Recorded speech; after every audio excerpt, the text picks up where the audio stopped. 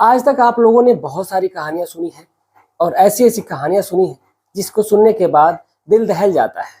लेकिन आज की जो सच्ची घटना है ये वाकई अपने आप में अद्भुत है, अपने आप में हैरान कर देने वाली है, परेशान कर देने वाली है। दरअसल एक जिंदा इंसान नहीं बल्कि एक मुर्दा इंसान जो कि भूत बन करके अपनी प्रेमिका के घर पे पहुंचता है, अपनी प्रेमिका के साथ पूरी पूरी रात शारीरिक संबंध बनाता है। प्रेमिका परेशान हो जाती है कि आखिर उसका प्रेमी जो मर चुका है उसके साथ कैसे शारीरिक संबंध बना रहा है। जब इस बात का खुलासा होता है तो सभी लोग हैरान रह जाते हैं, परेशान हो जाते हैं कि आखिर ये कैसे हो सकता है, ये कैसे मुमकिन है।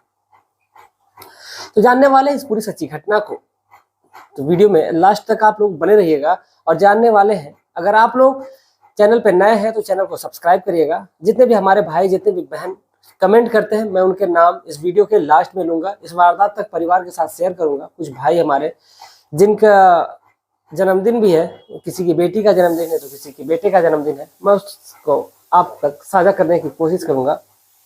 चलिए कहानी की शुरुआत करते हैं। नमस्कार, प्रणाम, मैं अविनाश। वारदात तक के एक नए एपिसोड में आज जिस सच्ची घटना के साथ आप लोगों के बीच में आया हूँ, ये सच्ची घटना मध्य प्रदेश के सतना की है। दरअसल सतना में एक गांव लगता है, कमझा गांव, और इसी कमझा गांव में एक लड़का रहता है जिसका नाम अरविंद होता है। अरविंद की मुलाकात एक मेले में होती है। उस मेले में एक रोशनी नाम की लड़की होती है। जब उसको देखता है तो उसके प्यार में वो पागल हो जाता है। जब इन दोनों की बातचीत होती है तो बातचीत के दौरान इन दोनों का जो सिलसिला है अब वहीं से बढ़ना शुरू हो जाता है। बढ़ते बढ़ते इस कदर बढ़ता है कि ये दोनों एक दूसरे के साथ जीने मरने की कस्में खाने लगते हैं। एक दूसरे के साथ ये शारीरिक संबंध बनाते हैं और वहीं से ये शारीरिक संबंध बनाने के बाद से जब एक बार वो शारीरिक संबंध बना लेते हैं तो फिर वो रुकने का नाम ही ले लेते हैं। वो दोनों अपने प्यार के आगोश में इस कदर खो जाते हैं कि वो ना चाहते हुए भी एक दूसरे को छोड़ नहीं पा रहे थे। अब दोनों ये निर्णय लेते हैं, दोनों ये फैसला लेते हैं कि अब एक होकर ही रहेंगे, चाहे कुछ भी हो जाएगा। अब इसीलिए उन दोनों ने अपने अपने परिवार से बातचीत करने की कोशिश की, लेकिन जो परिवार वाले हैं वो मानने के लिए तैयार ही नहीं होते हैं। कहते हैं कि नहीं, बिल्कुल ऐसा नहीं हो सकता, हम तुम्हारी शादी एक लड़के से नहीं कर सकते, जहाँ पे हमारी मर्जी होगी हम तुम्हारी शादी वहीं पर करेंगे। अब ऐसा ही ये दोनों के परिवार वाले मानने के लिए तैयार नहीं होते हैं, तो फिर दोनों ने एक बहुत ही बड़ा कदम उठाने का सोचा। वो सोचते हैं कि अगर ये दुनिया वाले, ये गांव वाले, ये हमारे समाज के लोग जब हमको एक नहीं होने देंगे तो आखिर हमारा काम कैसे चलेगा, और हम दोनों को एक होना ही है, तो क्यों ना हम लोग भाग चले यहाँ से। अब इसी को सोच करके दोनों वहां से भाग जाते हैं। भाग करके पहुंचते हैं मुंबई में। मुंबई में जो एक इलाका है थाने, इसी थाने में जब पहुंचते हैं तो वहीं पर एक झोपड़पट्टी वाला मकान होता है किराए का। अब उसी को लेते हैं और उसी में रहने लगते हैं। कुछ समय बीतता है, समय बीत रहा है। दोनों जो है वो बाकायदा जो रीति रिवाज है, जब उसे शादी करने की बात आती है तो जो अरविंद नाम का लड़का है उसने एक बात छुपाई हुई थी। दरअसल वो होता मुस्लिम लड़का है, लेकिन वो उस लड़की से जब बातचीत करता है तो उसको लगता है बातचीत के दौरान की जो लड़की है वो मुस्लिम विरोधी है, मतलब वो मुस्लिमों को तवज्जुह नहीं देती है, मानती नहीं है। अब इसीलिए जो लड़का है वो अरविंद बन के बात कर रहा था उससे। अरविंद बन करके उस लड़की के साथ वो घर से भगा करके लाया था। लेकिन जब यहाँ पर लड़की की जब दोनों लड़का लड़की एक साथ रह रहे होते हैं तो इसी दौरान अब सोचता है कि अब इस बात को बताने में ही भलाई है। फिर वो बताता है कि वो कोई अरविंद नाम उसका नहीं है, बल्कि उसका नाम साहिल है, क्योंकि वो एक मुस्लिम लड़का है। अब जैसे ही रोशनी इस बात को सुनती है वो थोड़ी सी परेशान होती है, लेकिन कहती है कि कोई बात नहीं, मुझे जाति से, धर्म से कोई लेना देना नहीं है। जब हम लोग प्यार किए हैं एक दूसरे से और घर से भाग करके यहाँ पे आए हैं तो फिर कोई मतलब ही नहीं बनता और कोई दिक्कत ही नहीं है। अब इसी बात को लेकर के फिर दोनों एक दूसरे के साथ खुशी खुशी अपना जीवन व्यतीत करने लगते हैं। वक्त गुजरता है, सब कुछ सही चल रहा था उनके जीवन में। जो अरविंद है वो जाता था, नौकरी करता था, जो भी पैसे रुपये मिलते थे ला करके अपने घर पे अपनी पत्नी के साथ शेयर करता था और दोनों पति पत्नी बहुत ही अच्छे ढंग से, सुव्यवस्थित ढंग से रहने लगते हैं। अब इधर जो लड़की की जो माँ है वो परेशान होती है, हैरान होती है कि आखिर करे तो क्या करे। उसकी जो बेटी है उसको देख के बहुत जमाने हो गए। यानी कि साल 2019 आता है और हल्का हल्का जो ये कोरोना काल है वो शुरू होने लगता है। अब इधर जो काम है वो धीरे धीरे बंद होने लगता है। तो फिर जो लड़की है वो तो एक बार अपने माँ को फोन करती है और कहती है, माँ मुझे तुम्हारी याद आ रही है। अब जैसे ही माँ इस बात को सुनती है, लड़की की बात को सुनती है, उसकी आंखों से आंसू आ जाते हैं और वो कहती है कि बेटी तुम हो कहाँ पे, हमारी आंखें तरस गई है तुम्हें देखने के लिए, तुम घर चली आओ। अब जैसे ही लड़की इस बात को सुनती है तो फिर वो सोचती है कि हाँ क्यों ना हम लोग घर चला जाए, क्योंकि जो माँ की ममता है, जब बेटी उस ममता वही आवाज़ को जब सुनती है तो फिर वो खुद को रोक नहीं पाती है और वो अरविंद से इस बात को बताती है। अब अरविंद भी सोचता है कि अपने घर बात करे, लेकिन जब वो अपने घर बात करता है तो उसके परिवार वाले साफ तौर पे मना कर देते हैं। कहते हैं कि जिस इरादे से तुम घर को छोड़ करके चले गए थे, तो फिर वो कौन सा मुंह लेकर के यहाँ पे लौटोगे। यहाँ पर इस घर में तुम्हारा कोई अधिकार नहीं है, ना ही कोई तुम्हारी जगह है, तुम हमारे लिए मर चुके हो, तुम यहाँ पर कभी लौट कर भी न मत आना। अब जैसे ही लड़का ये बात सुनता है तो वो परेशान हो जाता है कि आखिर वो करे भी तो क्या करे। अब इसीलिए फिर वो दोनों निर्णय लेते हैं कि जो लड़की है कमझा गांव की, कमझा के कटवा गांव की, उसी कटवा गांव में आने का निर्णय लेते हैं। लड़की कहती है कि कोई बात नहीं, तुम्हारे परिवार वाले अगर नहीं मान रहे तो तुम मेरे साथ चलो, मेरे घर पे रहना। लड़की की जो माँ है वो भी मान जाती है। अब दोनों पति पत्नी यानी कि प्रेमी और प्रेमिका कहेंगे, वो वहां से मुंबई से अपने घर आते हैं, लड़की के घर। लड़की के घर तो आते हैं, सब कुछ ठीक चल रहा था, लेकिन इधर जब 2020 आता है तो धीरे धीरे लॉकडाउन का जो कार्य कोरोना काल है वो शुरू हो जाता है। अब इस दौरान जो इन दोनों के बीच में धीरे धीरे कहीं ना कहीं रिश्ते में खटास आने लगती है, क्योंकि पहले जो प्यार का भूत तो चढ़ा था, लेकिन अब वो धीरे धीरे भूत कहीं ना कहीं उतरता हुआ जा रहा था। प्यार का जो जुनून था वो उतर गया था। शादी के लगभग 3 साल बीत जाते हैं और इस 3 सालों में सब कुछ बदल जाता है। अब वो अरविंद नहीं रहता है, ना ही वो रोशनी रहती है। इन दोनों में वो पहले वाला प्यार नहीं रहता है। अगर एक लड़का और एक लड़की अगर अलग है तो वो रिश्ता 2 साल 4 साल नहीं बल्कि 10 साल 15 साल भी चल जाता है। लेकिन अगर वही दोनों एक दूसरे के साथ रहने लगे तो फिर वो रिश्ते में कहीं ना कहीं खटास आने लगती है। अब ऐसा ही कुछ होता है रोशनी और अरविंद के साथ। इन दोनों के बीच में खटास आने लगती है, लेकिन जो रोशनी है इस चीज को कंप्रोमाइज करती है, वो सब कुछ ठीक ठाक तरीके से चलाने की कोशिश करती है। लेकिन जो अरविंद है अब उसको अपनी ही पत्नी पे शक होने लगता है। अब ये बार बार एक ही बात कहता है कि अगर मैं चला जाऊंगा तो तुम मेरी कब्र पर आकर के फूल चढ़ाना और मेरे आत्मा को भटकने मत देना। लेकिन जो लड़की है अब इस बात को बड़ा ही लाइटली लेती थी, कोई मतलब नहीं होता था। वो सोचती थी कि कोई बात नहीं है, ये तो ऐसे ही बोल रहा होगा। जब इन दोनों के बीच में झगड़े होते थे तो वो व्यक्ति वैसे ही बोलता था, यानी कि जो अरविंद है वो ऐसे ही बोलता था। वो कहता था कि चाहे कुछ भी हो जाएगा, मेरी लाश को तुम मिट्टी में दफनाना और मेरी जो आत्मा है उसको भटकने मत देना, मेरे परिवार वालों के मेरी लाश को सुपुर्द कर देना। अब जैसे ही लड़की इस बात को सुनती रहती है, कई दिन बीत जाते हैं तो वो कुछ बोलती नहीं है। लेकिन एक दिन अचानक से जब दोनों माँ और बेटी मार्केट गई रहती हैं, इसी दौरान जो अरविंद है वो एक ऐसा ठोस कदम उठाता है कि जिसको देखने के बाद माँ और बेटी के पैरों तले जमीन खिसक जाती है। जब दोनों बाजार से वापस आती है तो देखती हैं कि उनका जो दामाद है, यानी कि जो लड़की की जो माँ है उसका दामाद है, लड़की का पति, वो फांसी के फंदे पे झूल रहा था। और जैसे जैसे वो फांसी के फंदे पे झूल रहा है तब उसको देखती है तो दोनों एकदम डर से जाती है, एकदम सहम से जाते हैं कि आखिर ये क्या हो गया। फिर दोनों उसकी बॉडी को नीचे उतारती है।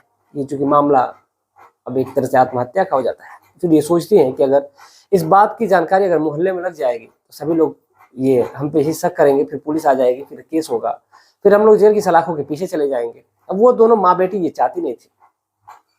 अब इसीलिए उन्होंने निर्णय लिया कि अब वो इसकी लाश को ठिकाने लगा देंगे।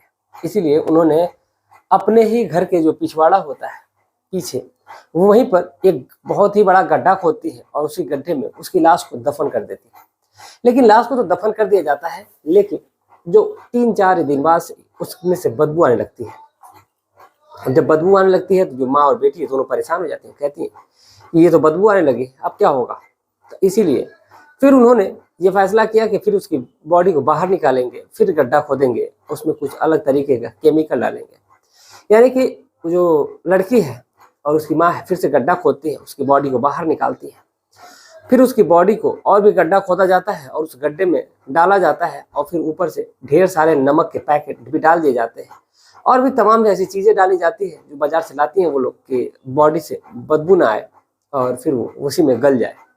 इसीलिए उनको पता था, मोबाइल पे तरह तरह के वीडियो देखे कि जो कब्रिस्तान है उसमें कैसे लाशों को दफन किया जाता है, क्योंकि वहाँ कब्रिस्तान में तो सैकड़ों लाशें दफन होती हैं लेकिन कहीं भी कोई भी बदबू नहीं आती है। अब वीडियो देखती हैं जैसे जैसे उसमें किया जाता है फिर उसी प्रकार से, लेकिन उतना तो नहीं कर पाती है, लेकिन फिर भी उसमें नमक जो डालती हैं तो फिर नमक से जो उसकी बॉडी है वो गलने लगती है और फिर जो बदबू है वो आना कम होती है। फिर उसको बाकायदा अच्छी तरीके से ढक दिया जाता है, तोप दिया जाता है और फिर वो दोनों माँ बेटी अच्छे ढंग से रहने लगती है। अब किसी को कान खबर नहीं होती है, लेकिन जब भी उस बॉडी को दोबारा से निकाल करके और दफनाया जाता है तो लगभग 8 दिन बाद जो लड़की है जब सोती है तो फिर उसके सपने में उसका प्रेमी आता है, यानी अरविंद आता है और कहता है कि तुमने जो मेरे साथ किया है वो बेहद गलत किया है, तुम्हें ऐसा नहीं करना चाहिए था। मैंने तुमसे कहा था कि तुम मेरी बॉडी को मेरे परिवार वालों को के सुपुर्द कर देना, मेरी आत्मा को शांति मिल सकेगी। लेकिन जो लड़की है अब जैसे इसको लगता है कि ये सपना है, फिर वो उठ करके जग जाती है, लेकिन वहां पर कोई नहीं होता है। अब फिर वो लड़की सोती है, लेकिन सोने में ही उसको ऐसा लगता है कि उसके साथ कोई कुछ ना कुछ तो जरूर कर रहा है। सोने के दौरान ही उस लड़की के बदन से एक एक कपड़े अलग हो जाते हैं और कोई उसके साथ शारीरिक संबंध बनाने लगता है। अब ये रोज रात को होने लगता है, रोज रात को उस लड़की के साथ ऐसा हैवानियत होता, उस लड़की के साथ शारीरिक संबंध बनाता, कोई और नहीं बनाता बल्कि उसी का प्रेमी बनाता। अब ऐसा ही एक दिन नहीं बल्कि अब ये लगातार होने लगा था। लगभग उस लड़की के साथ महीनों ऐसा होता रहा, वो लड़की सहती रहती है। लेकिन जो अरविंद है वो अब नॉर्मल तरीके से शारीरिक संबंध नहीं बनाता था, बल्कि उसका जिस प्रकार से मन करता था उस प्रकार से उस लड़की के साथ शारीरिक संबंध बनाता था, अनैतिक तरीके से उसके साथ शारीरिक संबंध बनाता था। वो जब लड़की परेशान हो जाती है, एकदम जब अत हो जाता है, तो फिर वो इस बात को अपनी माँ को बताती है और जैसे ही माँ को ये बात पता चलती है तो माँ भी सोचती है कि ऐसा कैसे हो सकता है। तो इसीलिए वो जो लड़की की जो माँ है वो वहीं पर उस लड़की के कमरे में सोती है और सोने में ही वो लड़की की माँ पूरी रात जगती है और पूरी रात, पहली रात तो कुछ भी नहीं होता है, लेकिन जब दूसरी रात आती है, जब उस लड़की की माँ सो रही होती है, इस दौरान उस लड़की के साथ फिर से वही जो उसका प्रेमी होता है आता है और उसके साथ शारीरिक संबंध बना रहा होता है। इतने में जो लड़की है अपनी माँ को जगाने की कोशिश करती है, जगा भी देती है। उसकी जो माँ है वो देखती है उसकी आंखों के सामने उसकी बेटी के शरीर से एक एक कपड़े अलग हो रहे थे और वही भी सब कुछ होते जा रहा था उसकी माँ की आंखों के सामने, लेकिन उसकी माँ कुछ कर नहीं पा रही थी। उसकी सगी जो माँ है उसी के सामने उसकी जो बेटी है पूरी तरीके से नग्न हो जा रही है और एक व्यक्ति उसके साथ शारीरिक संबंध बना रहा है। वो चीजें वो देख रही है, लेकिन जैसे ही शारीरिक संबंध बनाने का जो सिलसिला है जब वो खत्म होता है तो फिर कुछ ही समय बाद जो वो आदमी है वो अदृश्य हो जाता है उसी कमरे से। अब इस चीज को वो बार बार देखती है, लेकिन अब वो कुछ कर भी नहीं पा रही थी, इसीलिए उसने ये फैसला किया कि वो तांत्रिक का सहारा लेगी। अब जैसे वो तांत्रिक का सहारा लेती है तो फिर जो तांत्रिक है आता है, झाड़ फूंक करता है, लेकिन झाड़ फूंक के दौरान भी ऐसा कुछ भी हाथ नहीं लगता है जिससे वो सब कुछ सही हो सके। लेकिन जो तांत्रिक होता है उस भूत को तो नहीं भगा पाता है, लेकिन अपनी हवस को जरूर बुझा लेता है।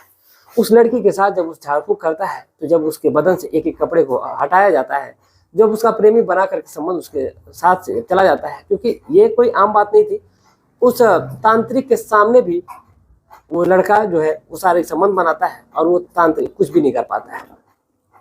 अब इसी बात का वो फायदा उठाता है तांत्रिक, उसकी जो लड़की की माँ है उसको बाहर कर देता है और फिर वो भी उस लड़की के साथ पहले तो एक बार तो शारीरिक संबंध बना लेता है, लेकिन जब दूसरी बार शारीरिक संबंध बनाता है तो फिर उस लड़की का प्रेमी है उस तांत्रिक को बहुत सारी पिटाई करता है, दीवार में लड़ा कर मारता है। अब ऐसे ही जो तांत्रिक वहां से फरार हो जाता है, लेकिन जो लड़का है वो एक बार फिर से अपने प्रेमिका से कहता है कि तुम हमारी बॉडी को मेरे परिवार को सुपुर्द कर दो। लेकिन जो लड़की है वो डर के मारे अब ये बात अपनी माँ से नहीं करती है, लेकिन अब जब परेशान हो जाती है तो फिर ये बात अपनी माँ को बताती है और इसीलिए उसकी माँ उस लड़के के घर पे जाती है और उसके परिवार वालों को सारी बात बताती है। सारी बात बताने के बाद से जो परिवार वाले हैं वहाँ पर उस लड़की घर पे आते हैं। उसकी घर से जो घर के पीछे बॉडी को दफन किया गया था वहाँ से उसकी बॉडी को निकाला जाता है। निकाल करके परिवार वाले तो अपने घर लेकर के जाते हैं, साथ ही साथ इस मामले को पुलिस में इन्फॉर्म किया जाता है। और जो माँ और बेटी है इन दोनों ने तो कोई जुर्म नहीं किया था, क्योंकि उस लड़के ने आत्महत्या की थी। इस बात की पुष्टि तक उस दोनों को जेल की सलाखों के पीछे डाल दिया गया। लेकिन कुछ ही समय बाद यानी कि लगभग 2000 ये जो 24 चल रहा है, कुछ ही महीने पहले यानी कि फरवरी महीने में जो दोनों माँ और बेटी है, इन दोनों को रिहा कर दिया गया है, दोनों को बाइज्जत बरी कर दिया गया है, क्योंकि इसमें कोई भी उस माँ और बेटी का हाथ नहीं होता है, क्योंकि उसने खुद ही सुसाइड किया था। तो ये थी आज की पूरी कहानी। इस पूरे घटनाक्रम को सुनाने का उद्देश्य किसी की भावनाओं को ठेस पहुंचाना नहीं, बल्कि आपको जागरूक करना है, आपको सचेत करना है। आप जहां भी रहे स्वस्थ रहे, सुरक्षित रहे। मिलते हैं एक और सच्ची घटना के साथ, तब तक के लिए जय हिंद, जय भारत।